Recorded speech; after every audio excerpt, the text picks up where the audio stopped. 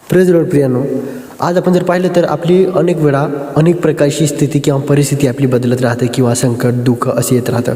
परंतु प्रियानो, देवाचं वचन म्हणत आहे आपली परिस्थिती किती कठीण असेल पण परमेश्वर योग्य वेळी आपल्याला काढतो आणि त्या वेळीच आपण वाट पाहिली पाहिजे. प्रियानो, तुम्ही खचून गेला असाल किंवा तुम्हाला खूप चिंता आली असेल किंवा खूप टेन्शनमध्ये असाल, परंतु देवाचं वचन म्हणत आहे तुम्ही फक्त प्रार्थना करा, तुम्हाला जे लागेल त्यासाठी प्रार्थना करा, मी मदत करण्यास तयार आहे, असं देवाचं वचन म्हणत आहे. प्रियांनो, देवाचं वचन आपल्याला धीर देतं, स्वयं देतं, आपल्याला हिंमत देतं आणि एक आहे तर आपल्या अगोदरच आपण दुसऱ्या परिस्थितीमध्ये आहे. अजून देवावरती विश्वास न करणे ही एक परिस्थिती येऊ शकते. त्यासाठी देवावरती विश्वास करणे कमी करू नका, देवावरती विश्वास करा, परमेश्वरावर भरोसा ठेवा.